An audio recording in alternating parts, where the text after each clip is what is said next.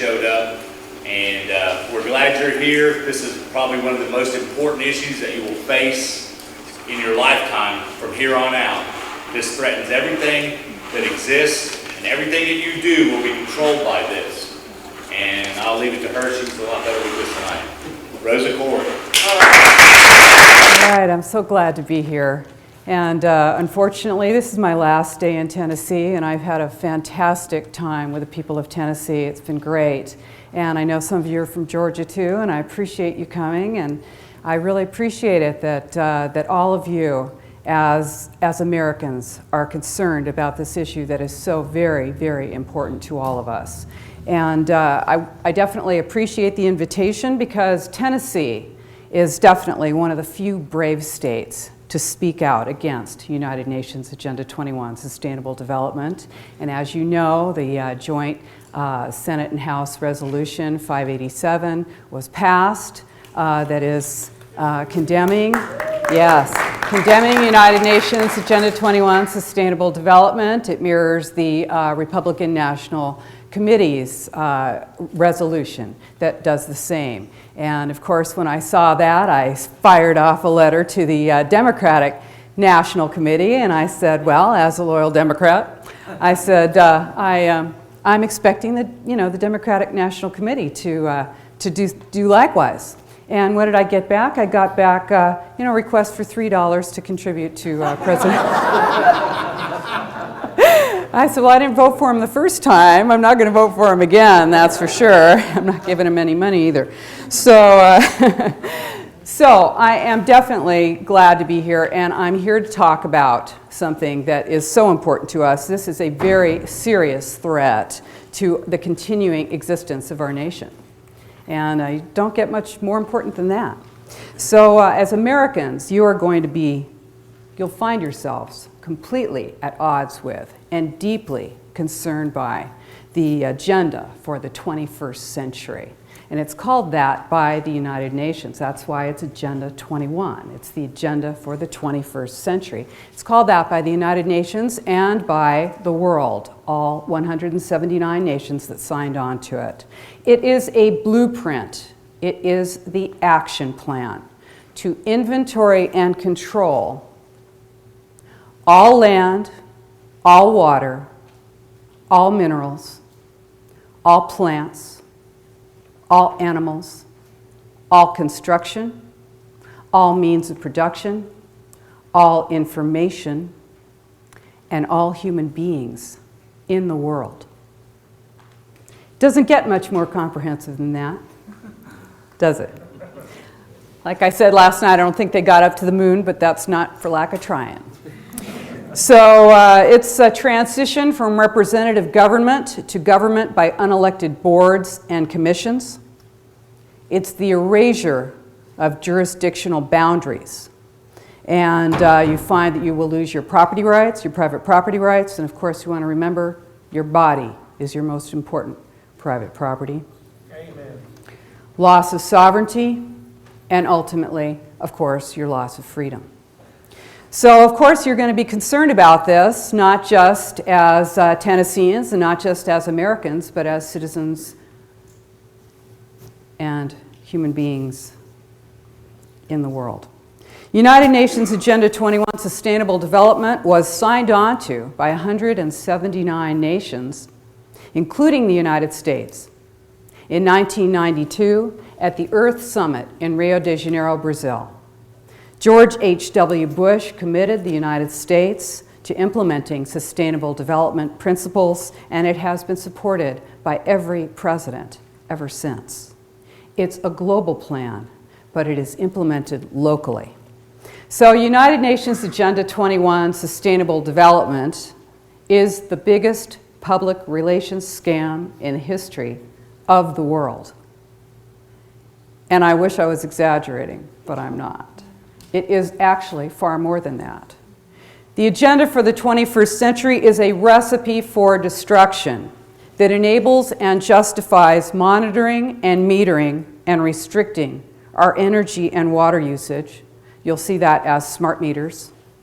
Instituting a carbon tax on industry, pulverizing our roads and destroying our dams, sinking our economy, exhausting our military with endless war, diagnosing a huge portion of our population with mental illness and drugging us, bleeding our transportation budget with high-cost trains that go nowhere and probably won't get built, revamping the school system by inserting sustainable development principles into every course, from kindergarten all the way through to postgraduate school. It declares our public lands off limits to humans, changes every land use document in the nation to require high-density development, high-density housing in city centers to more easily monitor and control us. It allows for warrantless searches and domestic surveillance. We have been identified as enemy combatants in our own country. We have seen the redefinition of torture.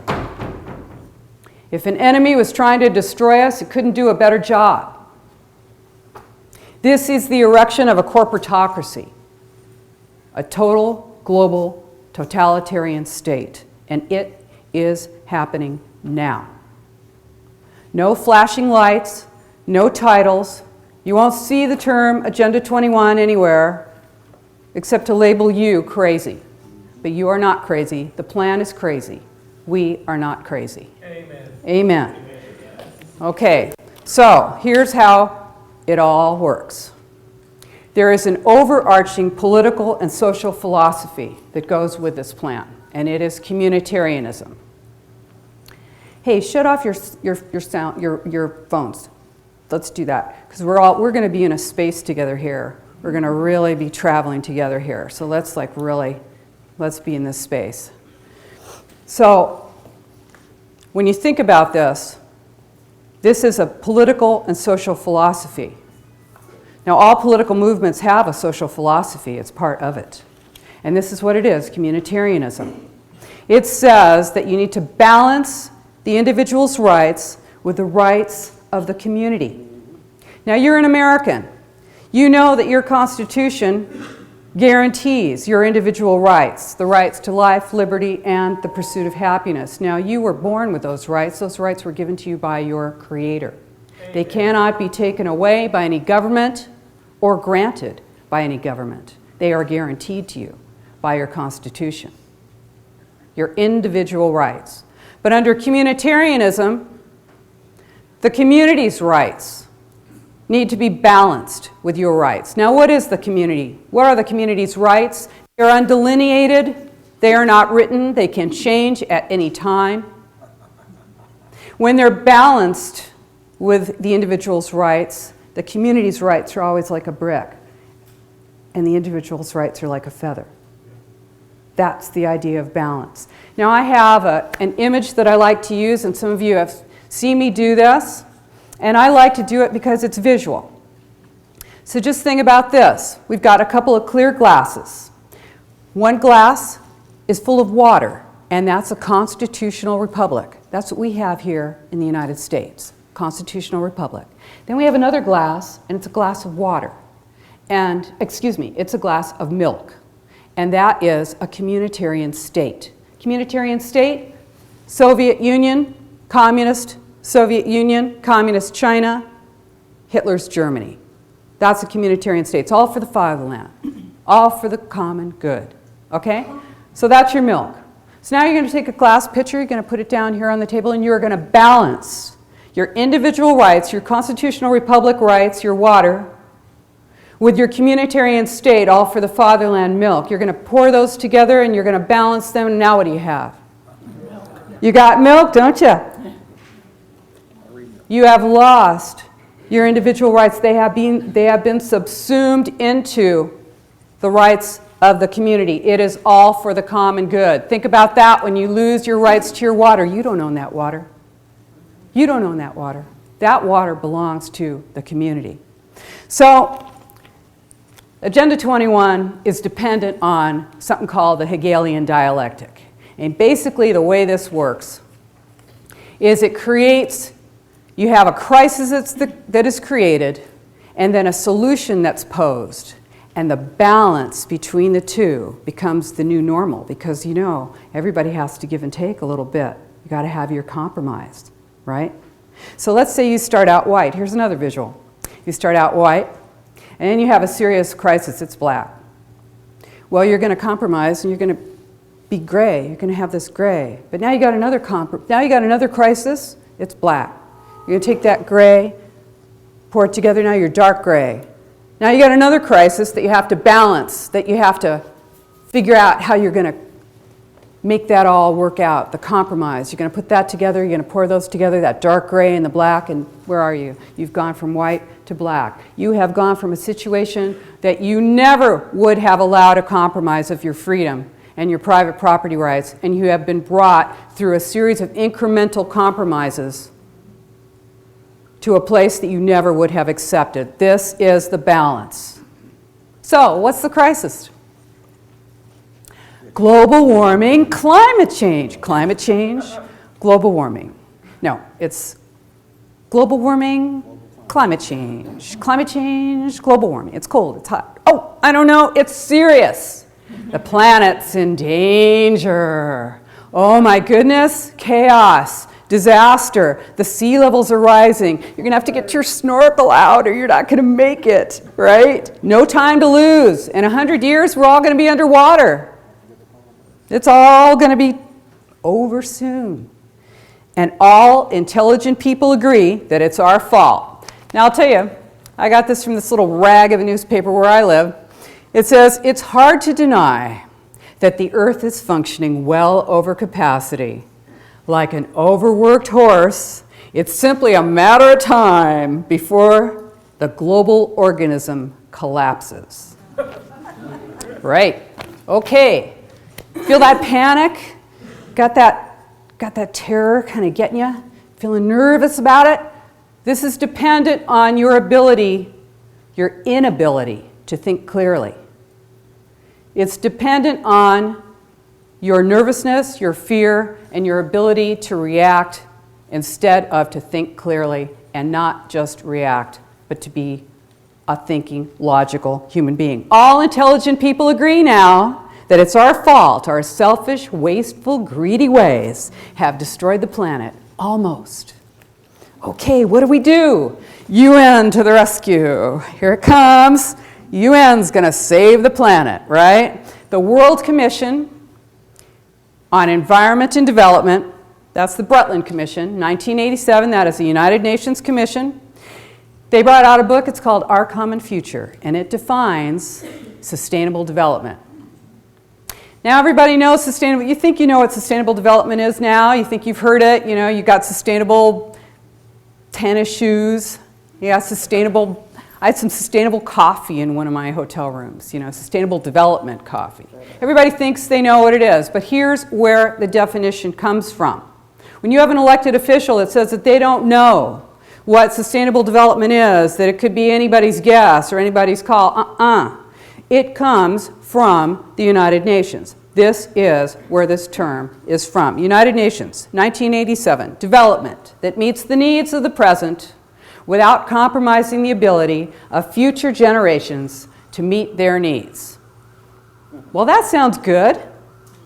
That sounds great. I mean, isn't that what our nation is founded on? Who has grandparents who didn't want the world and lives for their grandchildren to be better for their grandchildren? Who in this room doesn't want their world to be left to the people who come after to be better? Okay, but then what happened? Well, all that remained was to state that yes, everything that we are doing is compromising the ability of future generations to meet their needs and decide what to do about it. So, the UN said to the Brundtland Commission, that's the World Commission on Environment and Development, in 1987, they said, hey, you guys, you do us a favor, come back with the action plan in 5 years at Rio de Janeiro, 1992. We want to see the action plan. The action plan. Here it is. For all those people who tell you that you're crazy, that there's no such thing as United Nations Agenda 21, well, my, what is this? Agenda 21, the United Nations Program of Action from Rio. 300 pages, 40 chapters, covers every aspect of your life. It's the action plan for sustainable development. The chairman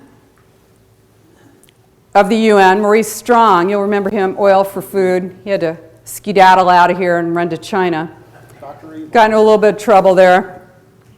He, when he was making his address in 1992 about sustainable development to the United Nations, he said that the affluent lifestyle, the affluent middle class lifestyle, which I suspect you enjoy, is unsustainable. What is that? It's single family residences, private vehicles, appliances, meat eating. That went over real big in Texas. Livestock, that was even bigger. Air conditioning, dams, and reservoirs. And many other things are considered to be unsustainable. Now there's a physical logo, like an image that they use to show you exactly what it is that's sustainable, that looks like sustainability. This is from this fabulous book. Okay, let's see. Here it is. This is the image. It's 3 circles. Actually, it's a Venn diagram for those math people. I know you probably can't see it. That's okay. It looks like a piece of the Olympic symbol. Okay, it's 3 circles. One is social equity. Another one is the environment. And the last one is the economy. When these are all in balance, these 3 circles, when they're all in balance, all these elements of your life, that is considered to be sustainable development, where they meet, where everything is in balance. This involves economics, housing, transportation, land use, health, water, energy, food production, and population control. China has an Agenda 21 plan. They were one of the signers. They're working on a sterilization vaccine with the United States. So there's an element of United Nations Agenda 21 Sustainable Development that is very important, that you want to keep in mind. It is the precautionary principle. It's number 15. It's in the book. By the way, you can get that. You can get this book from the United Nations website if you can bear to give them any money. It's, I forget, it's about 25 bucks on their, go to the UN.org and it's on their site.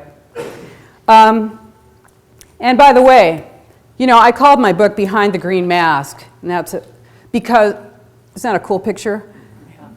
Because, first. no, the reason I called it that, this itself is the green mask. Because this looks good. You read this and you go, well, I don't know, seems okay, seems all right. Clean air, clean water, who couldn't be for clean air and clean water? Who isn't for clean air and clean water? Who knew that being in favor of clean air and clean water meant that you wanted to give up your single-family residence and your vehicle, and your appliances, and your livestock, and your private property, and your freedom? So, we were talking about the precautionary principle. That's number 15. And it says, if an action or a policy has a suspected risk of causing harm to the public or the environment, if an action or a policy has a suspected risk of causing harm to the environment or the public, in the absence of scientific consensus that the action or policy is harmful, the burden of proof falls on the one who's taking the action. That is why when you say, well, we've got all these scientists over here that say that global warming, climate change is not true. Well, we've got 100 scientists. Well, we've got 200. Well, we've got 1,000. Well, we have 30,000. We have 50,000. We have... It's in the absence of scientific consensus. In other words, you are guilty until proven innocent. Now, in the United States, the precautionary principle, or, well, just think about it for those endangered species that you don't have on your property. Okay, so you're guilty until proven innocent, and this is how it works. Now, in the EU, the European Union, that makes law. They don't even define it, but somehow it makes law. In the United States, we call it the precautionary approach, and it makes policy. It's not supposed to make law, but it does. you'll find this informing your law. This is a global plan, but it's implemented locally. That is its strength, but it's also its weakness, isn't it? Because that's where we are. We are local. The people who are implementing this plan are our neighbors. They're our friends. They are people we work with. They might be us, and we just don't realize it. And that's what we're going to do tonight. We're going to talk about that. So, like I said, 1992, Rio de Janeiro Earth Summit, Bush and 178 other leaders signed on to it. Later that year, Clinton got elected, 1992, right? November, he took office. By the next year, 93, June of 1993, he had created the President's Council of Sustainable Development. That was produced and that was specifically created to implement Agenda 21 in the United States. That was what it was for. Who was on that? The President's Council on Sustainable Development. 12 cabinet-level secretaries, including Education, Transportation, HUD, EPA, Department of Transportation, that's right, Defense, Interior, Education, did I say that? A whole bunch of them. Besides them, you found, and their task was to put this into all of the government agencies, implement it administratively, but it wasn't all that was on that President's Council of Sustainable Development.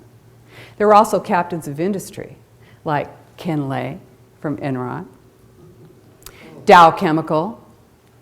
You had, besides them, you had, and of course, other energy companies. You had, Monsanto was not on there. You had environmental groups like Sierra Club, that's right, the Natural Resources Defense Council, World Wildlife Fund, okay? Now what did they do? They've got this big unwieldy thing, they've got to change our lives, totally. Change the way we see our world, change the way we use our property. It's mainly implemented as a land use document. So what did they say? They said to the American Planning Association, which is a private firm, a private organization, non-governmental, non-profit. They said, will you do us a favor if we give you a few $1 million? Will you come up with a way to get this into every single university, every college, and every planning department in the entire United States? And they said, sure, we'll do that for you. And they did. It took them about 6-7 years. They came up with Growing Smart, legislative guidebook, with model statutes for planning and the management of change. Change. There are a lot of jargon terms that go with this. What is jargon? It's a language all on its own that means something entirely different to us who are not in the know than it does to the people who are connected. Change to us means either what we've got in our pocket, or it means something that is just sort of organically moving forward. But change in the jargon of sustainable development means total transformation, destruction, and complete reversal of what you have come to expect for property use and property and land value in your country, and for your jurisdictions and how you elect officials. So that's what we're looking at. Growing smart is smart growth. That's where that term comes from, smart growth.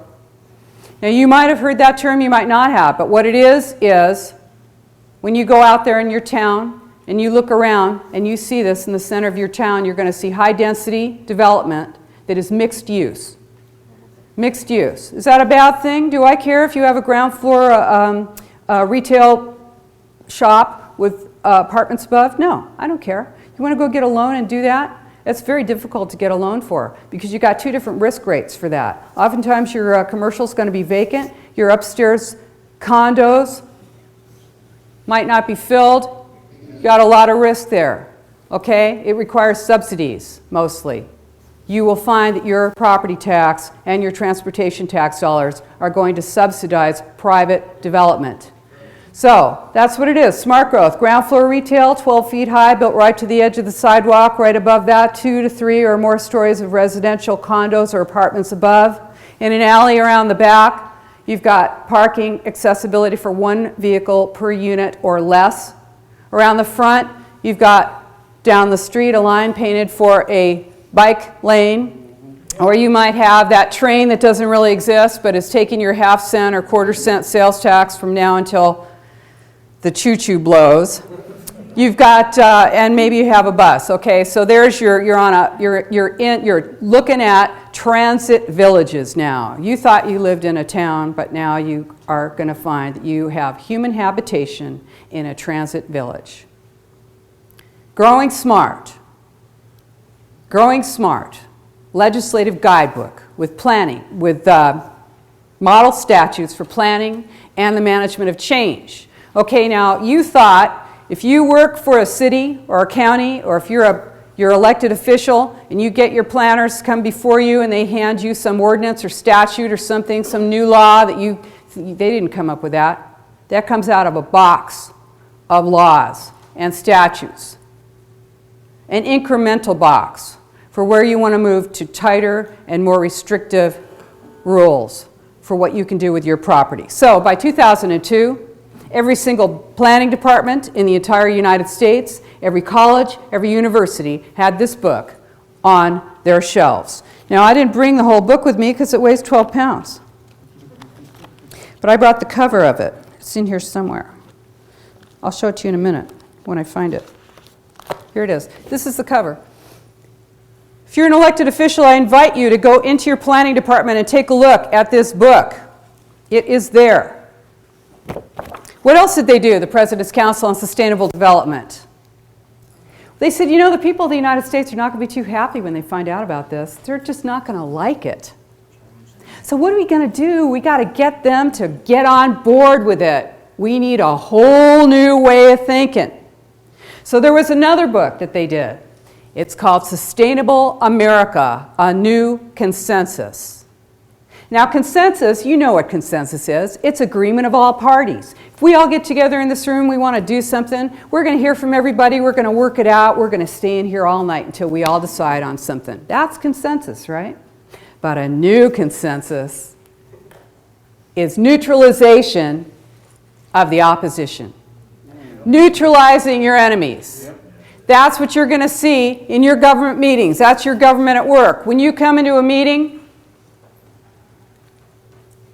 and you find police in the room, you find men with guns in the room because you might say something,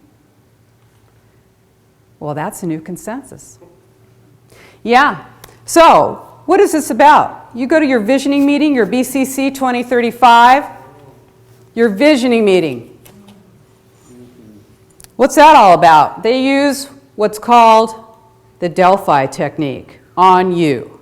That is the Rand Corporation mind control technique developed during the Cold War. It was designed to bring groups of people to a predetermined outcome while giving them the impression that it was all their idea. That's right. You're looking at it. Not now. I'm not doing it to you. But you're going to find that, no, I want you to think for yourself. I know there's people in here who don't like what I'm saying now. You'll have your chance. You can ask me any question and I will stay here all night and answer every single question anybody has. This is not something I believe like with faith. This is something I know is true. Amen.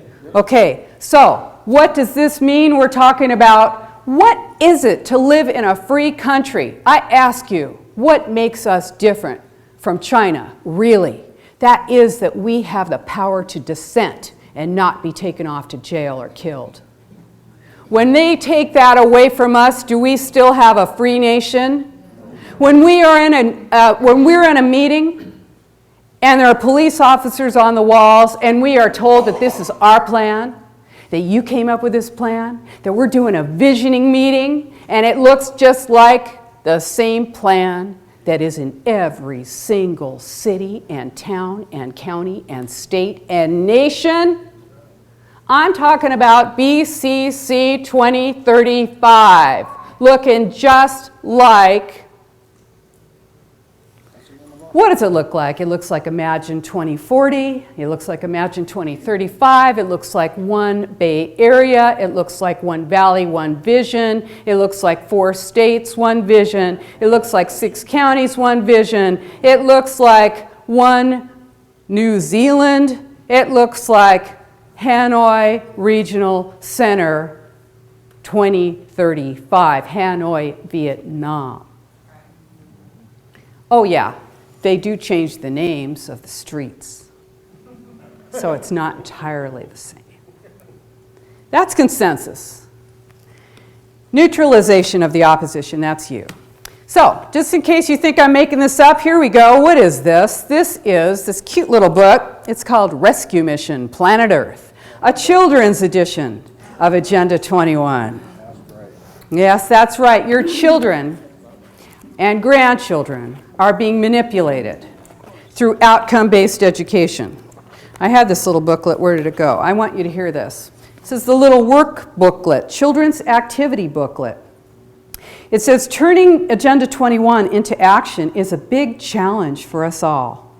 Thousands of people at the United Nations and in governments are working on it. This booklet will show parents and educators how children can be a part of this work. Yeah, by Boutros Ghali of the United Nations and the children of the world. As I say, I bet they're getting their royalties. So the idea, taking it back to greenhouse gases, because that's where we're at. This is the justification, this is the explanation, this is why, this is the whole big thing. We're destroying the planet, we've got to deal with it. The idea is that life in the suburbs and the rural areas is unsustainable because we produce too many greenhouse gases. It's that evil sprawl. That's where you live. In fact, that's where most of your state is. That's what your state is, except for your 4 towns. Nashville, Memphis, Chattanooga, Knoxville. Everything else is sprawl. Okay, it costs too much. This is the green mask. It costs too much to get public transportation out to you in your sprawl. And we don't want you driving your car because you're releasing too many greenhouse gases. So that's the justification for moving everyone into the dense city centers where you can be managed and controlled. Now, you might think I'm kind of crazy for saying that right now, but I guarantee you by the end of the time that I'm done, you're not going to think that anymore. So how do they do it? They use ICLEI, which is the International Council of Local Environmental Initiatives. Except it was. Now, because we're all hip to them, they're calling themselves Local Governments for Sustainability. Local Governments for Sustainability. What are they? They are a non-governmental organization, and they were created in 1990 before Agenda 21, and they also wrote part of Agenda 21. Excuse me. They were created to implement Agenda 21 worldwide. Sponsored by the United Nations, they are a stealth organization. They say they represent 600 million people in 70 countries worldwide, but you probably never heard of them, or maybe just heard of them recently. Let's just see who's a member, shall we? Chattanooga, Cookeville, Franklin, Nashville, Signal Mountain, Hamilton County, Knoxville, Oak Ridge, Shelby County. And this is just in Tennessee and Georgia, since you're from Georgia, some of you, Atlanta, Chatham County, Decatur, Fulton County, and Savannah. Got a whole list here of members of ICLEI. It's a big, long list, and that's just in the United States. It's made up of elected officials. It's a non-governmental organization made up of elected officials. How's that suit you? Your elected officials aren't going to tell you that they're members of this. I'll tell you a little story. One of our county supervisors happens to sit on the national board of ICLEI. Never mentioned a word of it. Now, ICLEI sells climate adaptation software, and they monitor your greenhouse gas emissions for a fee. And if you don't want to pay, they'll give it to you because they really want you to have it. So in our county, $83,000 no-bid contract to ICLEI. And that supervisor voted for that without mentioning to anyone that she sat on the national board of ICLEI. Her name's Valerie Brown. Hi, Valerie. So I reported her to the Fair Political Practices Commission, the California Fair Political Practices Commission, for conflict of interest. Seems like a conflict of interest to me. I don't care if she gets paid by them or not. She's sitting on their national board, but they declined to investigate. And I got paid back for that with a nice little attack article in a newspaper. Because that's part of communitarianism, right? It's dependent on peer pressure. They want you to go along to get along, and they want you to be obedient. This is part of it, okay? Well, you're making some money. You're not going to say anything. You got a board or a commission appointment? You got an award? Maybe you just got a pat on the back. What's it going to take? So that's what they do. They sell greenhouse gas adaptation, climate adaptation software. When Obama was running last time, he made a commitment. Well, I don't think he personally made the commitment. I doubt that he and Michelle and the kids are going to do this, but you and I are committed to this now. 80% reduction of our greenhouse gas emissions, 80% below 1990 levels by the year 2050. 80% below 1990 levels by the year 2050. That seems like an awful lot, doesn't it? So I decided to find out exactly how much that would be. I found a chart. I looked at the chart, took 80% off 1990 levels. What year did I come down to? You read my book. 1934 was a very good year for this country, wasn't it? We weren't producing much of anything, not too many greenhouse gas emissions, but since we have a lot more people in this country now than we did in 1934, on our per capita level, we're going to be taking it back into the 1880s, probably. Now you might think you're going to be on a horse and buggy, but you're not, because you got too many greenhouse gas emissions coming out there. So you're going to be on your bicycle. Now, I don't care if it never rains or snows. I just got an email from a guy in Minnesota. He said, these people are out of their minds. There's snow on the ground between October all the way to May. And they're spending millions of dollars on these bike paths. Great idea. So, I ride a bike. I love bikes. I'm not against riding a bike. This is way more than that. Now, Kyoto. You remember the Kyoto Treaty? We did not. The United States did not ratify the Kyoto Treaty, but that did not stop 1,055 United States mayors who did. Kyoto said that they would adopt and enforce land use policies that reduce sprawl, that's where you live, and create walkable urban communities. That's right, Kyoto. 1,055 United States mayors signed on to that. That's the Mayor's Climate Protection Agreement. Chattanooga, Cookeville, Crossville, Franklin, Manchester, Nashville, Signal Mountain. No, they're not a signatory to this. This is the Mayor's Climate Protection Agreement. That's for Kyoto. Now, I'll just tell you something else. What is this? This is the Local Agenda 21 Planning Guide. Now, I say we tie down all the planners so they can't run as fast as possible to the office and hide this. And we go into our planning departments and go get a look at this, because this is in your planning department, very likely to be in your planning department. It is the Local Agenda 21 Planning Guide, an introduction to sustainable development planning put out by ICLEI and the United Nations. And what is this thing? It tells them how to have visioning meetings. It tells them how to create consensus, because they want buy-in. They want you on board. They want you to think this is your plan. Every single one of these plans is exactly the same. I don't care where you are, rural, urban, everybody wants the same thing. They all want smart growth. Isn't that amazing? No matter where you are in the country. What is the goal? Using the green mask of environmental concern, the two parts of Agenda 21 are imposed. That is smart growth, moving populations into concentrated city centers and restricting our mobility, monitoring, controlling, and surveilling us, and the wildlands. And that's where you live.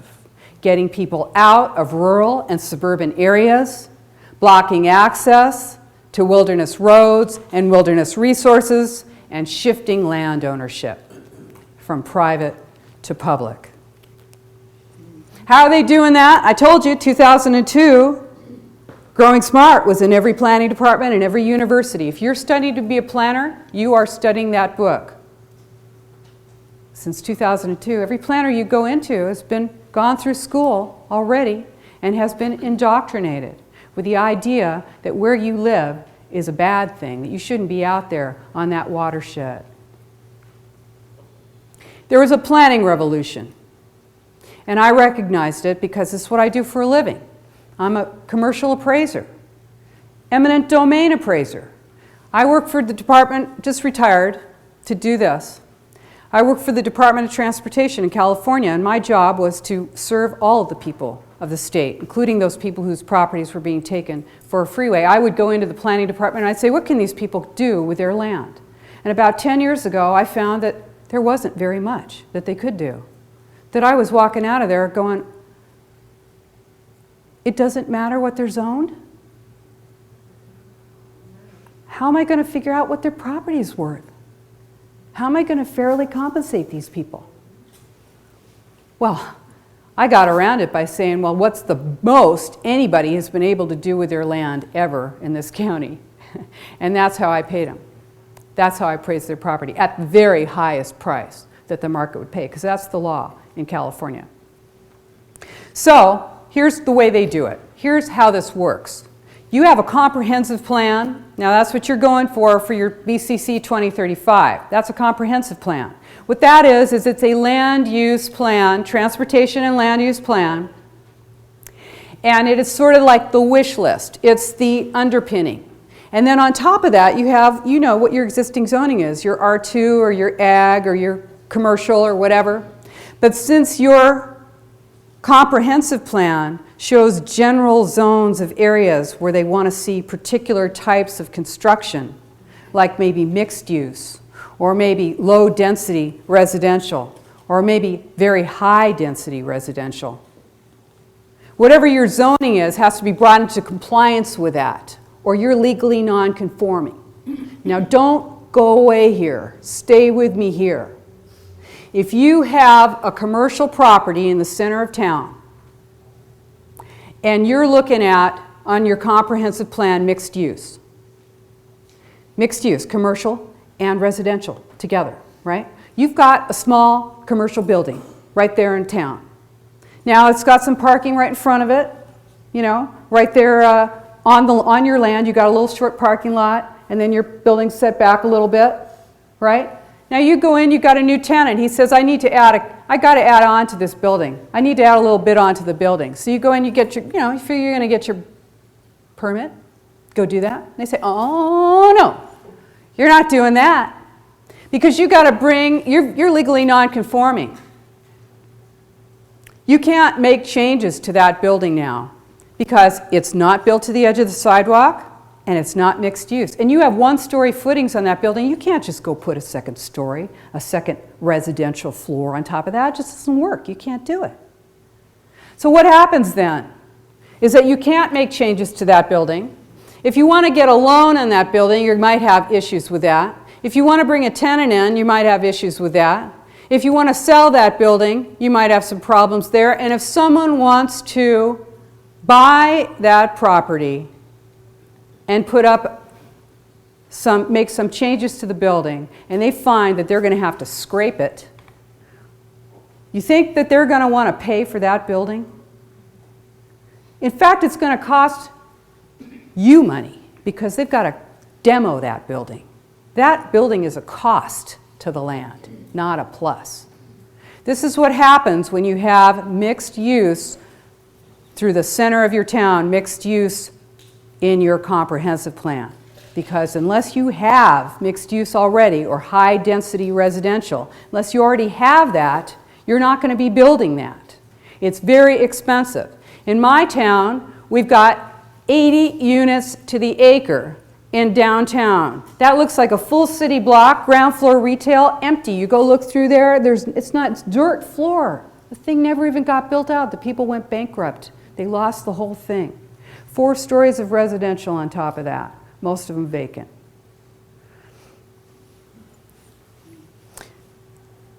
So, you remember that the circles I showed you? Here's the comprehensive plan for Marin County. I know you can't see it. Right inside, Marin County is the county next to mine in California. You might have seen it also in BCC 2035.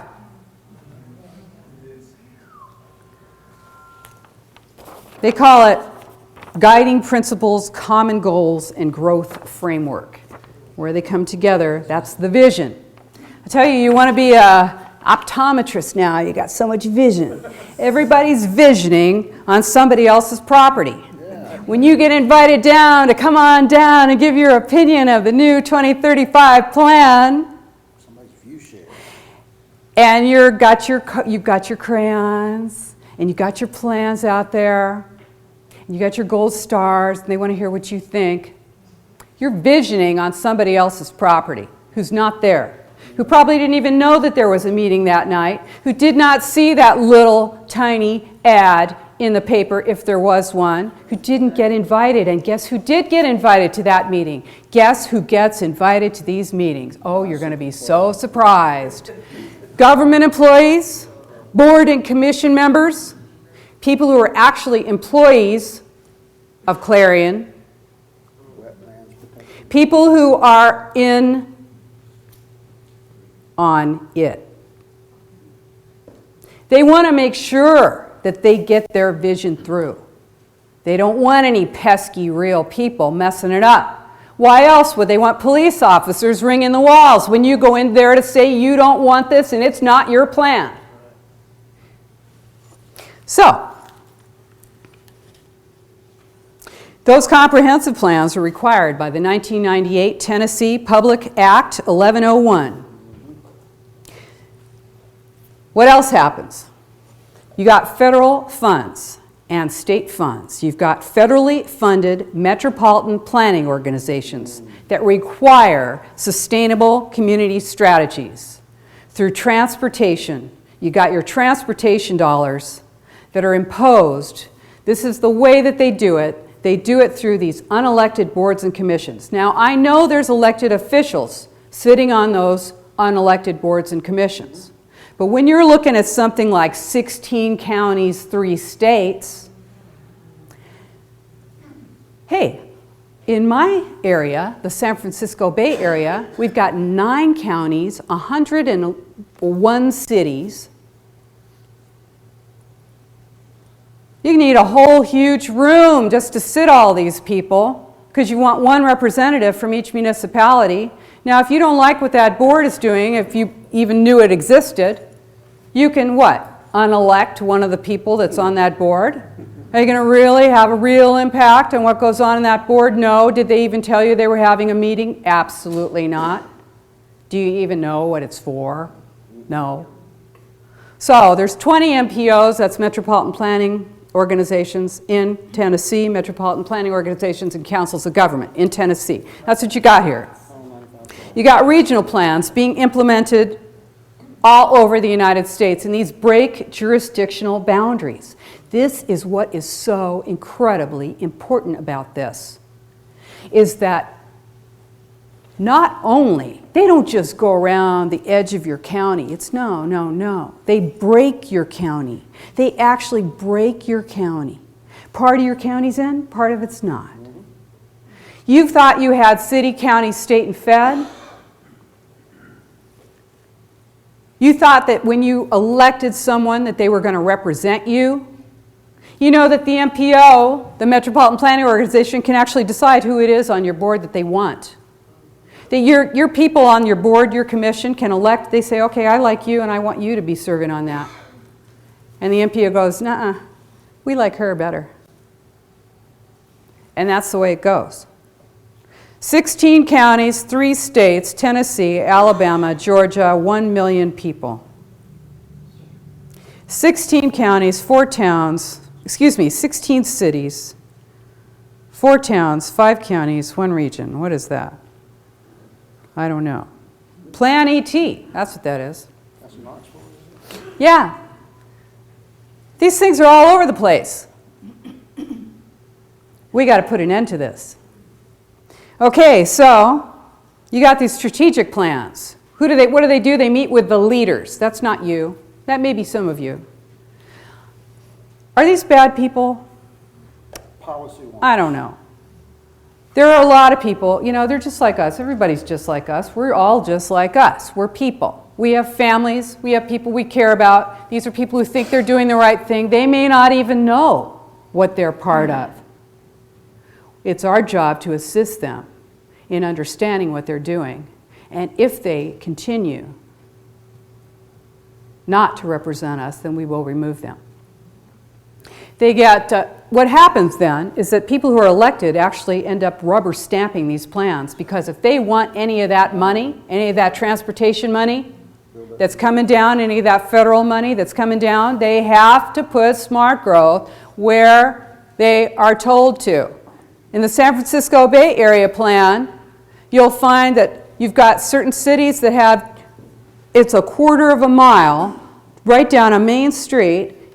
That's supposed to accommodate all of your proposed population increase over the next 25 years. And this is how this is sold to you, is that all these people are going to be coming. All these people are coming to Bradley County, and you had no idea. All these people are pouring in, and we've got to put them somewhere. Where are we going to put them? We've got to put them in smart growth. I thought they were That's in my county. You thought they were. They're all coming to everybody's county. They're all coming. All these phantom people. Now I'm looking around. There's not too many people of childbearing age in this room. 2035. Let's see. How many of us are going to be here? I hope all of us. We're talking about population decrease, a lot of us. But instead, we're being told that hordes of people are going to be pouring in, and we have to accommodate all that population increase. And what are we going to do? We're going to have to put them into smart growth. Okay? It all looks the same. Here it is for my 9 Bay Area counties, $200 billion over the next 25 years. And it's going to go only for counties and cities that agree to build smart growth. And they've only identified specific locations. Some cities don't get it. And you know how it works, right? The most urban counties are the ones who get the most money. So if you've got a rural county with a lot of roads, and your county commissioners are like, what are we going to do? We're not getting any money. We can't maintain these roads. You think that's going to have an impact on your property value? So you're looking at regional government.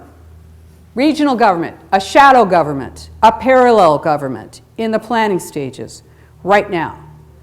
It's sold to you as an economic driver. You want to be competitive? You want to be competitive? You better get on board. You want to recover? I've got news for you. A collapse of your economy is a vital element of United Nations Agenda 21. So that's right. Yes. The less people who own property, the less people there are to object when you lose your property. The less people who own private businesses, the less people there are to stand up and say that there's something wrong when we are taken over by a corporatocracy, and this is what is going on. In fact, we have public-private partnerships. Public-private partnerships are privatizing and corporatizing our public assets. Water, sewer, energy, prisons, roads, privatized. Yet, combined with that, you'll find the loss of private property for small property holders and corporate control of public land. You know, I want to talk to you about this. This is important. This is Redevelopment, the Unknown Government. This is a great book. It's a free download. You can get it on my website. For those of you who care, it was written by a Republican. It's a great 40-page or so little book. It's got cartoons, it has charts, and it tells you all you need to know about tax increment financing. Seems boring, but you should know about it because a lot of this stuff is getting built with your property tax dollars. Okay? It is a law in Tennessee. That's right. I beg your pardon? It is a law in Tennessee. They passed redevelopment. Yeah, okay, so here it goes. Now you're going to be, here's the propaganda. There's no end to propaganda on this stuff.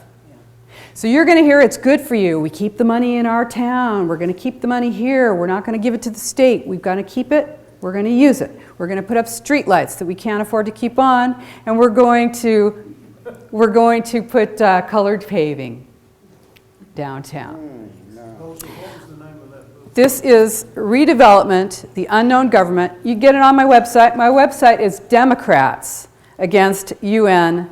Agenda 21.com. That's right. I am a Democrat, liberal Democrat, and this is a nonpartisan issue. This is an American issue. This is where we come together.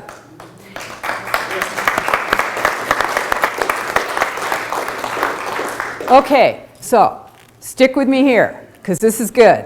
This is important, because you're going to see how they do this. This is like somebody said to me, there's this guy he had me in a documentary, and he said, you can use this. He tells me this. I said, all right, I'm going to. He said, it's just like with a magician. Once they show you how they do the trick, you're never going to get fooled again.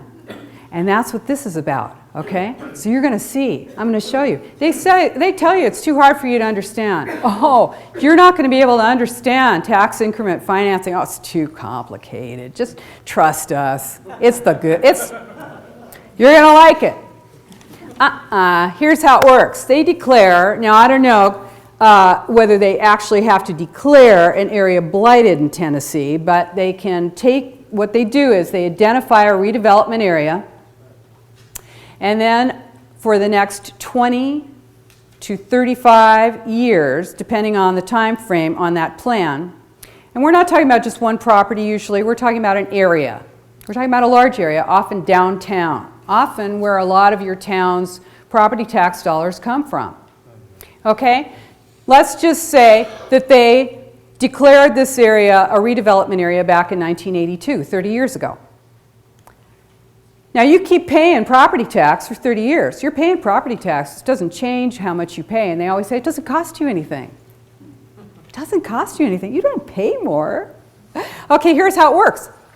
You keep paying more every year, but they have frozen the amount of money that goes into your town and county's general funds. So the money that goes for your police and fire, that goes for your roads, that goes for your parks, that goes for your schools, may not be totally schools here, but that goes for your services, is frozen at that 1982 level. And the money goes into the pocket of the redevelopment agency, it goes out to private developers, and it goes to bond brokers.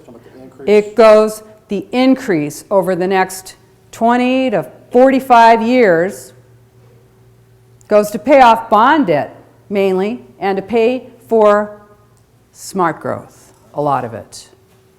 Infrastructure that developers would have had to pay for on their own, and that means sewer lines, water lines, gets picked up with your property tax dollars. And that's how it works. Now this is supposed to make your town more economically viable. But in fact, if you take a look at this book, you'll see that it does not do that. What it does is put you tremendously, deeply in debt. Think about what you were paying for property tax in 1982 and compare that to what you're paying now, and then think about that huge amount of money that does not go to your general fund. It does not go to your county. And then think about all the services that are required for oftentimes low-income housing that gets built with those property tax dollars. Do they use services?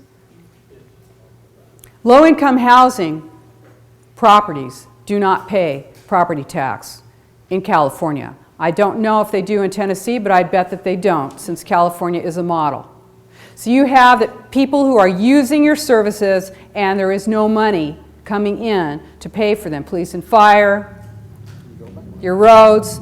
You end up with this tremendous debt in your city and your county. And what happens, hey, you know, right now in California, yeah, we ended redevelopment, but the debt goes on. 30 to 45 years, and you know what's happening? Cities are defaulting on their debt. They're saying, well, this is a direct quote from a mayor, the mayor of Hercules. What does he say? You can't get blood out of a turnip. Can you imagine? You bought bonds because they're safe. You bought municipal bonds, you made an investment in your city, and now you're not being paid, and your city manager is saying, I don't care. That's just too bad. You can't get that money back. We are defaulting on bonds. This is what's happening. So it gets worse, though. It gets a lot worse. Here we go. 11 megaregions. You thought you had 50 states. Not anymore. Tennessee is part of the Piedmont Atlantic megaregion. 121 counties, portions of Georgia, Atlanta, no, excuse me, that's Alabama. I'm not that bad with geography. Georgia, Alabama, Tennessee, North and South Carolina. This is the Piedmont Atlantic megaregion. 22 million people. It's the new economic driver, you guys. Oh, you want to be competitive? What do they say about themselves? Something like they're the 12th largest economy in the world or something. It's like you're being told that unless you go along with this, you are going to be financially totally collapsed and not be able to compete. And that's why you should just sit quietly while you lose all control of your government. That's what you're told. Georgia Tech, back in 2006, they held a Think Global, Act Regional symposium where they discussed policies and resources for public-private partnerships. And this is vital and integral because who is taking over your government is huge corporations. Huge corporations that are funding those nonprofits, that are pushing those elected officials, pressuring and giving grants to elected officials. You have government driven by grants. Your government is so starved for money, it's got its hand out all over the place while it's walking off a cliff. That's what you're experiencing now. You know what?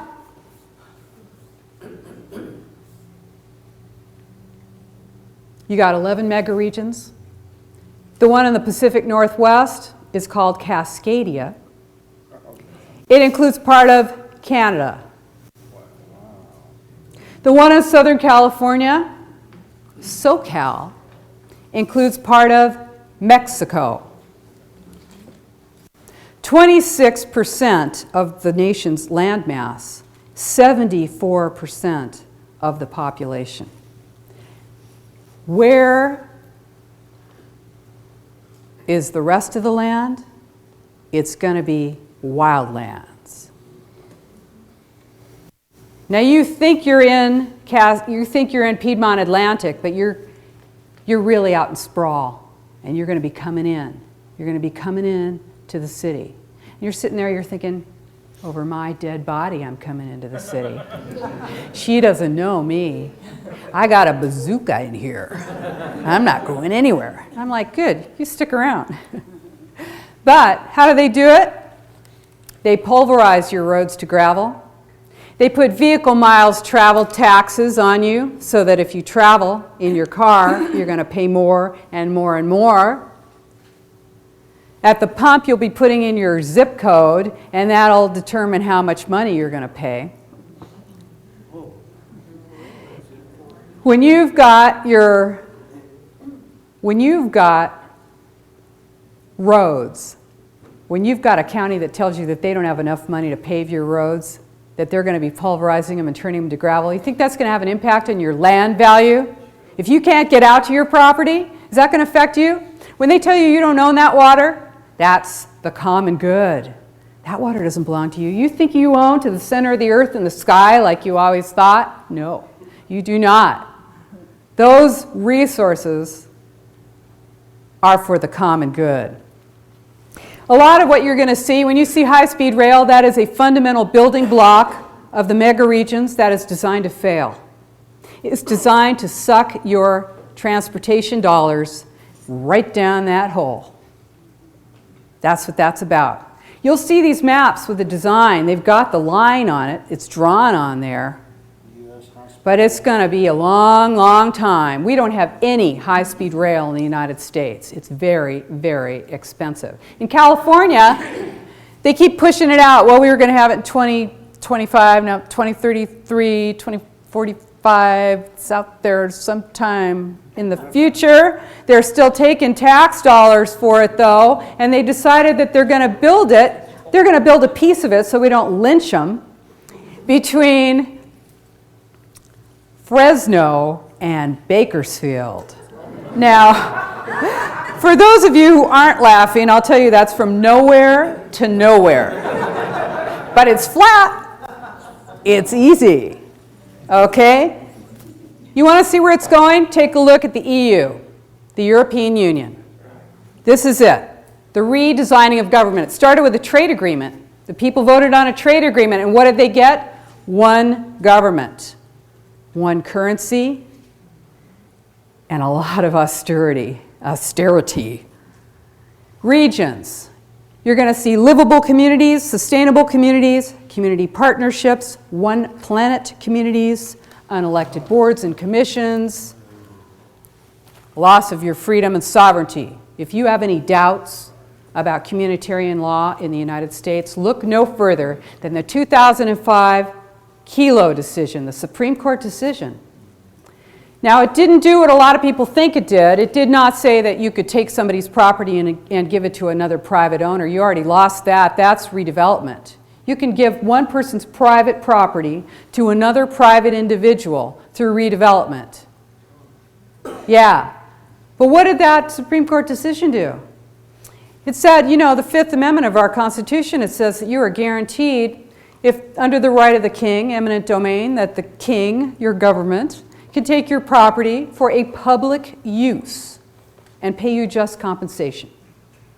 What did that do? The Supreme Court decision, the Kelo decision, it redefined public use to say that anything that makes your municipality more money than whatever's there right now is a public use.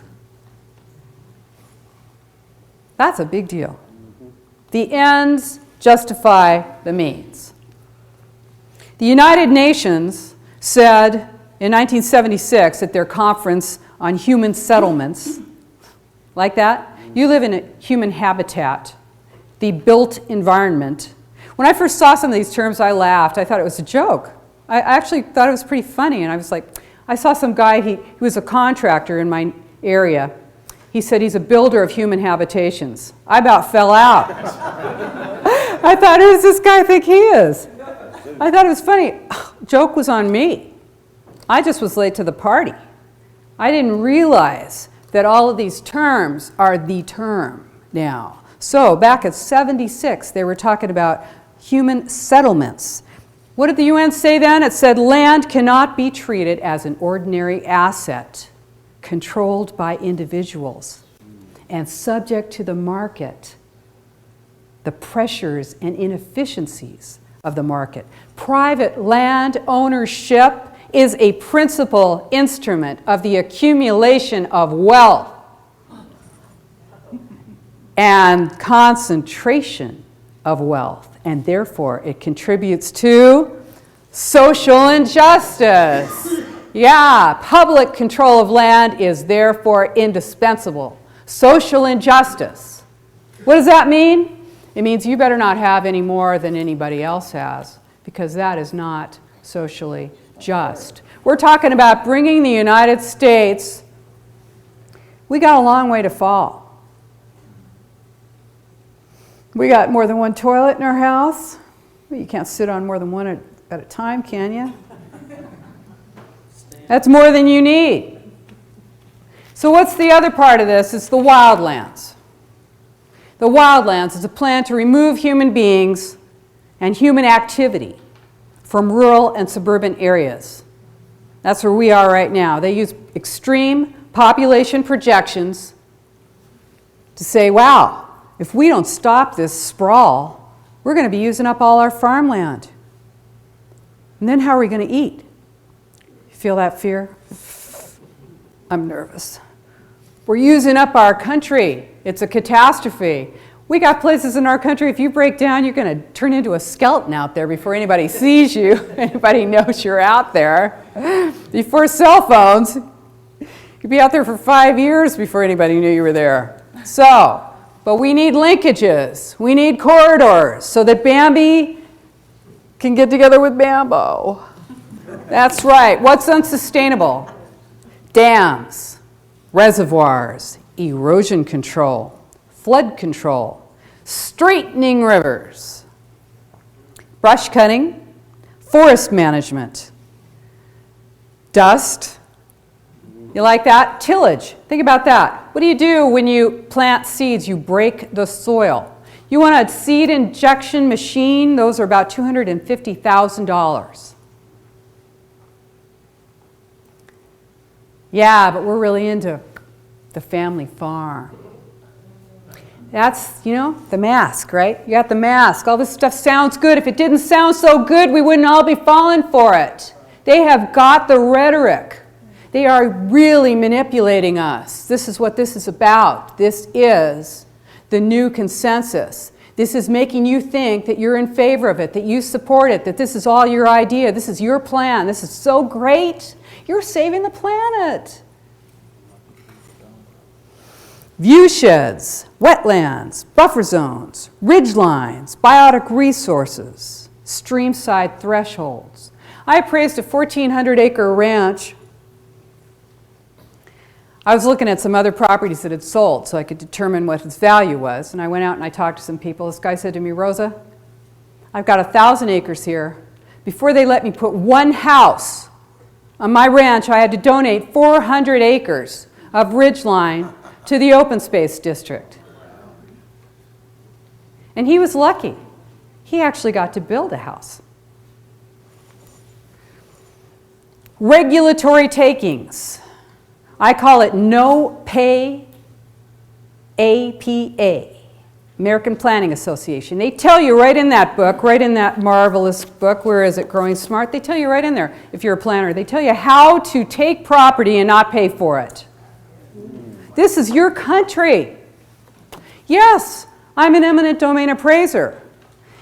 If I went to my Department of Transportation and said, look, this property is going to, you want to take this refinery or whatever, I've done the valuation here, it's so high, I don't think there's enough money in that project. Well, that project didn't happen. That's the way it should be. If they can't pay, they can't take you. But with regulatory takings, they whittle away at your property. With redevelopment, they create blight. They actually, you want to go down there and get a facade, you want to get a permit to put some, fix up the front of your property, they're going to drag their feet because they want that area to go down, because if they want to buy it, they don't want to pay that much. This is our country. Yellowstone to Yukon, we're not just talking about a few acres here and a few acres there with the wildlands. We're talking about huge sections of our nation. We're talking about the whole West Coast. We're talking about across the border between us and Canada. We're talking about the whole East Coast. We're talking about whole states, whole sections of our nation. Hundreds of thousands, millions of acres, 60 million roadless acres already are wilderness. I want you to know what they call wilderness. Because what we think of as wilderness and what your government thinks of as wilderness are two different things. Designated wilderness, according to the United States Department of Agriculture, wilderness is an area where the earth and its community of life are untrammeled by man, where man himself is a visitor who does not remain. That's wilderness. Now, when you get a conservation easement, that is splitting your title. You don't own your full title anymore. In order to get that tax break or whatever it is you did it for, you have split your title. And now whoever holds that conservation easement has the right to come on your property and determine whether you are in violation of the terms of that conservation easement. They can come onto your property and check.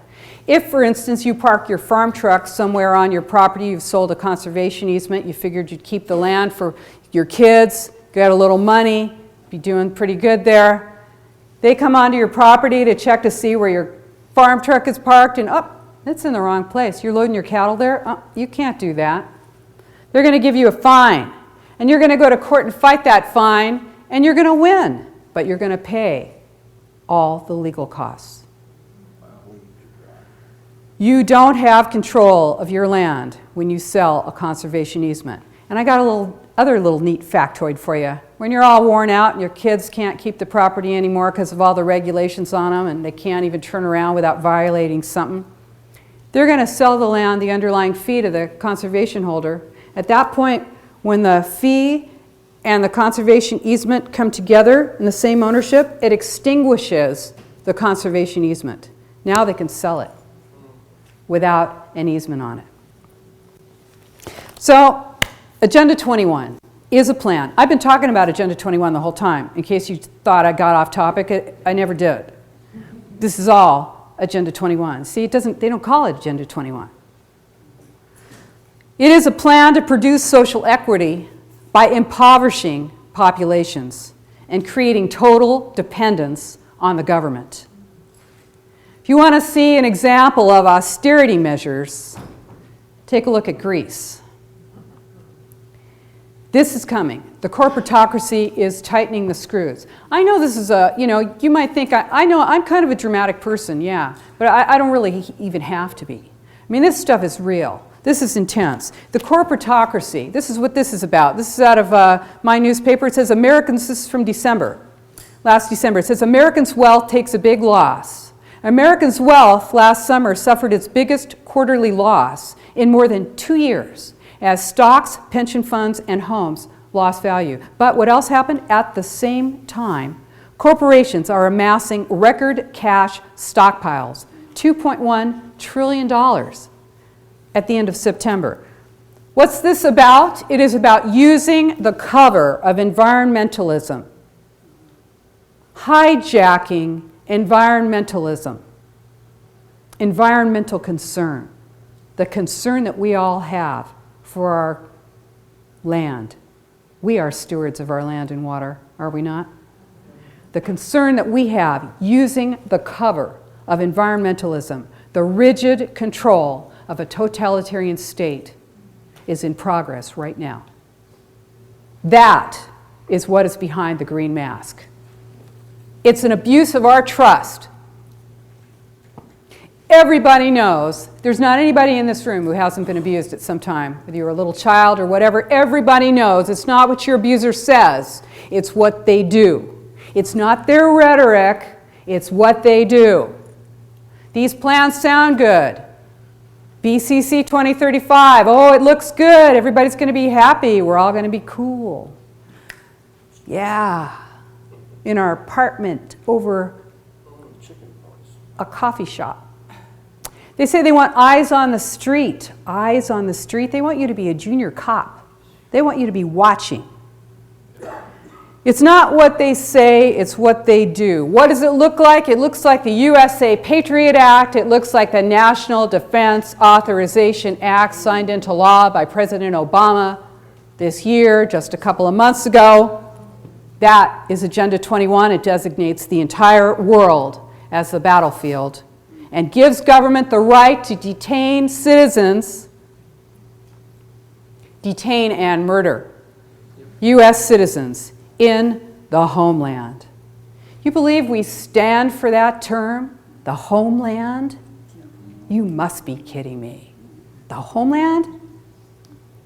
Without charge or trial in our country. What's it look like? It looks like community-oriented policing. You'll find that in your town that is funded by the Department of Justice. Fusion centers. These are sort of semi-secret centers all across the United States where all law enforcement comes together and shares information, all the information they have. And this is not local, just local. It's not county. It's not your sheriff. It's your local, your sheriff, your state, your federal, and international. This is where all that information comes together. You want to be a code enforcement officer? You want to be a snoop for your town? Go live in DeKalb County, Georgia. That's right. You can be a little sneaky snitch. How else do they do it? They use neighborhood associations. Literally, right down to your neighborhood association. You think that everybody in your neighborhood association is just like you. No, they are not. There are people who are literally being paid to run your neighborhood association. Why? Because your government needs buy-in for these plans. That's right. When they go down there and they beat the drum for smart growth, they represent your whole neighborhood. You go down there and you go, this woman does not represent me. And it's like, oh, you're just some crank. Because these people represent the whole neighborhood. They want you obedient and quiet. Outcome-based education trains your children like dogs. You seen Rethinking Mathematics? You ever see that book? Rethinking Mathematics. It's like a third grade book. It's not about how much, 2 plus 5 is. Oh, you think it should be 12? Well, let's think about that, because your feelings are important to us. You know how bad that is for people? I'm a math person. When a child has a little bit of uncertainty in their life, there's nothing better than math, because you know the right answer. It's a fantastic feeling when you get the right answer. To take that away from people is a terrible thing. Here's something else. I got this when I was in Dallas. I always try and check the newspapers. This is from the Dallas Morning News. It's about bullying. Bullying in schools. Kids being bullied. Now, I think bullying's bad. Who hasn't been bullied? People get bullied and things seem to be getting out of hand there. Don't they? I mean, it seems, what is this all about, huh? Here we go. Director of the National Bullying Prevention Center at in Minnesota, she says, real national change in bullying will come with a federal law. Get in the corner, we're taking you to the cops. There you go. It's more criminalization. Criminalization, right? The FBI does not need a warrant to get your hotel records, your bank records, your internet records, your telephone records. No warrant needed. Domestic surveillance. Unreasonable search and seizure? Forget about it. What about public-private partnerships? Think about the ultimate public-private partnership. You want to be scared? Think about this. Prisons. Prisons are the ultimate public-private partnership. What does a prison need? Prisoners. What creates more prisoners? Crime. What creates more crime? Making more things crimes. Do you know in Sebastopol, California, the town right next to my town, it is against the law to smoke in your apartment. When more things are crimes, more of us are criminals. These are selectively enforced. Oh, you made a lot of noise in your city meeting, huh? Well, we're going to keep our eye on you. That's what you have here. You've got a problem, a real big problem. You got these talking streetlights now. I love this one. Illuminating concepts. They're surveillance cameras and loudspeakers built together. Homeland Security. Light poles. They're just rolled this out in Farmington, Minnesota, or Michigan, excuse me. I don't know. Farmington. They just started these. Oh, you're in town? And you're like, your dog just, citizen, clean up after your dog. I'm not making this up. I wish I was. You believe it? How about this? You know about the drones, don't you? You know about the drones? Yeah. Okay, check it out. Any real estate agent who wants to launch a drone now and check out, okay, let's say you got a real estate agent who's selling the property next door to you. They want to put a drone up there so they can take some nice photos of All right, well, they see you in your backyard doing whatever it is you're doing. There's no law to protect you. $300, you too can stick something up there. By the way, Comcast, ADT, and a bunch of the cable companies are offering this. This is how they get you. They offer it as a service. They're going to offer this to you as a service. You can have surveillance cameras in your house. And you know what? You're going to have a sensor on your door, so when your kid comes home from school, what's your daughter doing after school? So you're going to have this camera. It's going to take video. You're going to have access to it for 30 days, and they keep it for a year. You know you're going to forget that camera's there. That's right. That's right. You've got the tiniest spy plane in the world right now. It's a little prototype. It looks like a hummingbird. Zips along. It's got audio. It's got visual. It can go for 7-8 miles. Fly in and out of windows. And I was reading this. I love this article because the thing is, I was thinking, of course, it's going to be for Afghanistan, right? It's a surveillance thing. I'm reading it. I get down to the bottom of the article. It says, well, it's just a hummingbird now in the prototype. Why? Because it's not likely to be a hummingbird, considering that that's a rare bird in, say, New York City. Domestic surveillance. So let me tell you this. All totalitarian states share the same characteristics. We think it can't happen here. Guess what? That's right. So this is what it looks like. This is what it looks like. Believe it or not, all totalitarian states share the same characteristics. Total control of property and means of production, total information, surveillance, loss of free speech. How you like that? Consensus. Restricted movement. They share the philosophy of it's all for the common good. The individual is selfish. The Spartan present. Oh, you better conserve. Am I a pig? Do I like to, what do I leave the tap running? No. But I am not willing to give up my civil rights. This is what you're told. You want to save the planet, you give up your civil rights. So, the Spartan present, austerity measures. They all share the vision of the glorious future, too. Oh, life's going to be great here in the Piedmont Atlantic mega region. We've got our bikes. We're right here in town. We can't go anywhere, but there's nowhere to go. So it doesn't matter. We got eyes on the street. I know what you're up to. There goes the train. That's it.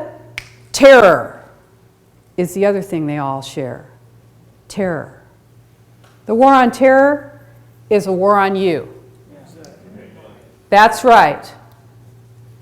I don't know about you, but when I'm in the airport doing the hokey pokey, I don't go through those. I don't go through the X-ray machine. They cut you out of the herd. You're standing there. I try and make eye contact. As soon as I'm cut out, nobody sees me. They won't look at me. It's like I'm bad. I must have done something wrong. Female pat down over here. Female pat down. Woman wants a pat down. Come on, woman. Woman wants a pat down. You got to get to the airport half an hour earlier. I'm there. She's on me, and I'm going, so is this all you could think of to do for a living? Have you asked yourself how far you're willing to go? Have you asked yourself if there's anything you're not willing to do for money? And then when she really gets down there, I go, I'm a lesbian.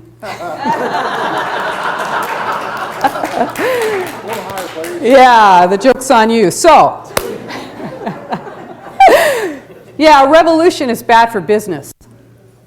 They want to keep you obedient and quiet and going along to get along. You don't have to be a German to be a good German. It's not about nationality. It is about not wanting to raise yourself into a position where you are being pointed at in public, where people are saying, oh, look at him. Oh, you're being disagreeable. I can't believe he said that, can you? He raised his voice in a public meeting. That's incredible. You're looking at totalitarian governments, communism, fascism, Nazism, all for the fatherland. It's all for the homeland. This is what it's about. It's all for the common good, as defined by your rulers. Smart gas and electric and water meters can be shut off remotely. Here it is. I won't knock because somebody's recording that, but 3 o'clock in the morning, you go to turn on your light, nothing happens. They can shut your electricity or power off remotely now. That's surveillance meter. You object. You refuse. No smart meters. That smart grid can be hacked easily. If we were all so worried about our security, you know who's pushing that? Let me just tell you, since you wanted to know. Siemens Corporation is a German corporation. They were a German corporation before the war, World War II, but they weren't doing so well. In fact, they were having some financial difficulties until Hitler generously granted them some slave labor and money for development. Well, Siemens is doing real well now. They're a huge mega corporation. Guess what they make? Solar panels, the smart grid, biomass, trains. We're seeing big mega corporations. You know why you don't know anything about this stuff? It's because 5 huge corporations own your news media. They're going to call us crazy. They're going to call us crazy. Yes, GE. GE is another trading with the enemy company from the German era. We are talking about a continuation of a mindset that is being imposed on us today. This is real. Where do you find it? Well, it's right here in River City. That's right. But you want to go to a university? Vanderbilt University has 56 courses that teach sustainability-themed classes. 56 courses in the 2011-2012 school year. Vanderbilt. University of Tennessee at Chattanooga. Instructional Excellence Retreat. You can teach it too. Sustainability across the curriculum. Here we go. I hope you can see this sort of. This is Bank of America partnering with, I'll show it to you in a second. Bank of America partnering with Berkeley Law and UCLA Law, removing the roadblocks. How to make sustainable development happen now. Does that look good? You want to move in there? That looks good, huh? Yeah. On Common Ground, National Association of Realtors. Smart growth. It's about smart growth. Who's doing it? Your local, state, and federal government, nonprofits, lawyers, consultants. Why are we paying consultants? Aren't the planners hired to plan? Let's terminate those contracts. Terminate those contracts. We don't need, are we damn fools or what? We're paying for the same plan they got everywhere else. Exactly. And we keep paying over and over again. What? Come on. I'll change the street names for you for free. Okay, there's a lot of money in green. Bike coalitions. They beat the drum for smart growth. They work in tandem with low-income housing developers. And I'm not talking about the little guy on the street. I'm talking about enterprise, community development, one of the nation's largest low-income housing developers with billions of dollars in assets that is sitting on the board of the nation's largest bicycle coalition consortium. They beat the drum for smart growth. That's what you find. Neighborhood associations, Lung Association has an advocacy wing. If you are making charitable contributions, it is your job as a member of the resistance to find out if the groups and the nonprofits that you are volunteering for and that you are making contributions to, if those groups are advocating for Agenda 21 sustainable development. Pull your support. Do not fund these groups. Do not give them your energy. Don't work with them. Remove your energy from groups that are taking away your freedom.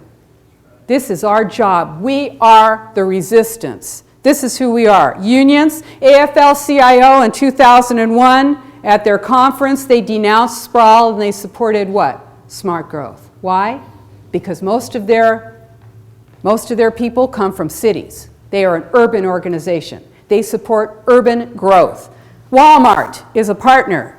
Your churches, if your pastor is talking about sustainable development, have a chat with your partner, with your pastor. Asset-based community development, it's in your book. I don't have time to go into it now, but you want to know about it because this is mandatory volunteering. You like that term? Mandatory volunteering. What do they think? We're stupid. You know, check it out. This has been going for 20 years. They're out there making touchdowns, and we're in the locker room. We don't even know there's a game going. Well, we're out there now. We're suited up. We've got our helmet and our pads on, and we're out there, and we're making some touchdowns now. We're taking it back. We're doing that. That's right. We're doing it. You're seeing it in your schools, in your universities with outcome-based education. You're going to get loyalty points. You get a card. You're going to be told you're so good. We're going to give you points.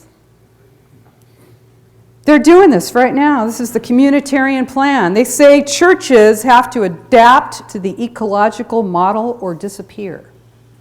Who said that? Mary Evelyn Tucker from Yale. She is the Department of Forestry and Religion head.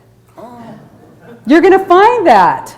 Sociology and sustainability. Psychology and sustainability. This is a mind control. It is totally subversive and is in every element of your life. I don't blame you. I don't blame you if you feel overwhelmed. Who doesn't? This is an assault. It's an attack on us. It is a bloodless coup. It's actually an administrative coup d'etat, and it's being implemented through regulations, and it's worldwide. United Nations Agenda 21 Sustainable Development is a global plan, and I'm telling you, it's implemented locally, and this is what it looks like. It looks like all these plans that just sound so good, and that is where we're going to take it out, locally. People ask me about, who's running the world. I know it's not me. I know it's not probably anybody in this room. What I care about, of course there's somebody running the world, and there always has been, and there always will be. But our nation is founded on individual freedom. We are the grand experiment. Amen. And we will not let this go on our watch. Amen. Not on our watch. So, this is what we're going to do. You are in the resistance. The resistance is not something you join. It is what you are. And you are the resistance. I'm going to cry.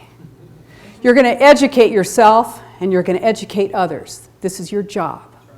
You can identify the nonprofits who are partnering with your government to control you, manipulate you, and restrict you in the name of green. If you're paying dues to those groups, professional dues, if you have to pay, you do it under protest, and you go down to those meetings and you stand up in every meeting and you say, I am paying under protest, and this is why. And you tell people, you talk to every single person you meet. People who are in your home are already there. They're your captives. You talk to them about United Nations Agenda 21 Sustainable Development. You got a family dinner, you've got a church supper, you're there. You're talking about it because you know what? This is no more a conspiracy theory. This is a conspiracy fact. This is the truth. This is real. And we will not be made ashamed to speak the truth. This is our nation. If you are participating in these plans and these programs, withdraw your support. Have some guts. Let your community know, I'm about to leave my position. I need a hand financially. Can you help me get another job? The consultants who are being paid by your taxes, who are working with your planning department. I forgot, I was going to show you this. I spaced out on it.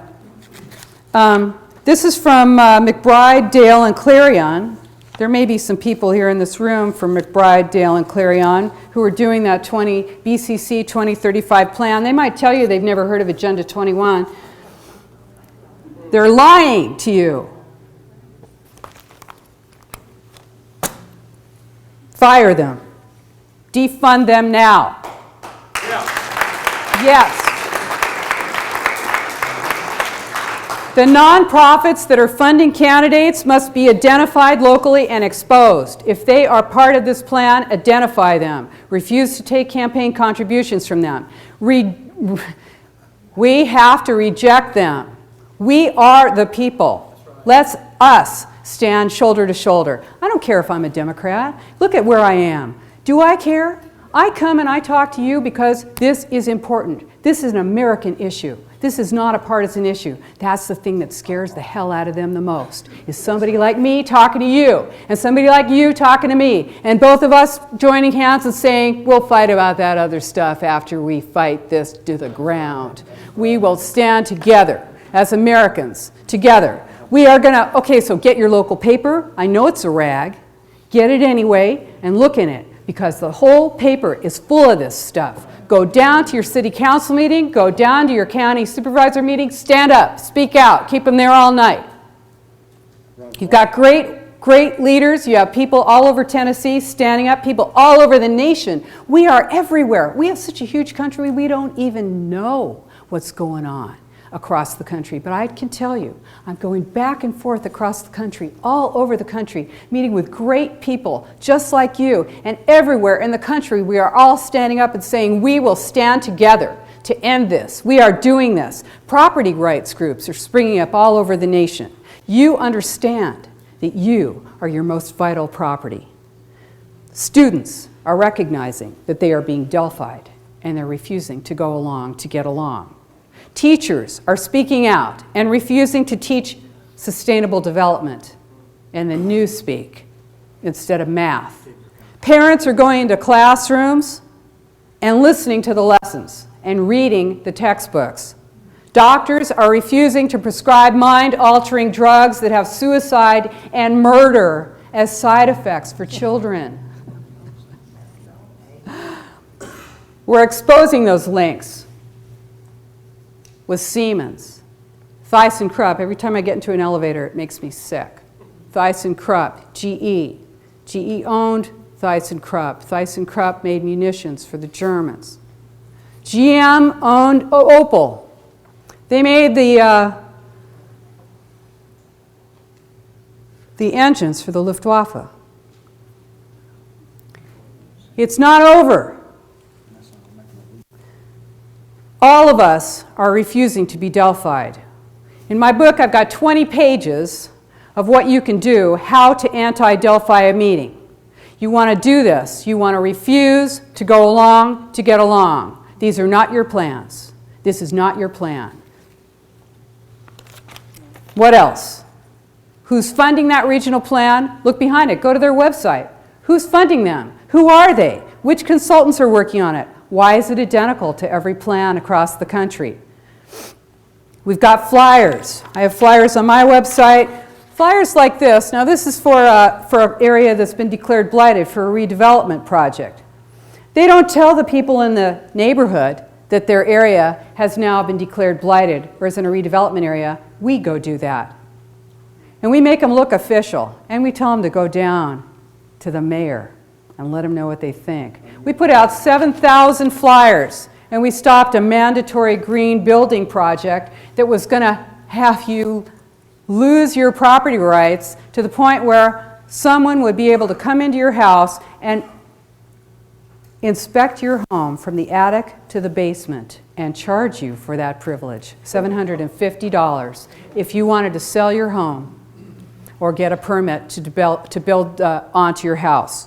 So this is it. The goal is collapsing our economy. They're doing very well.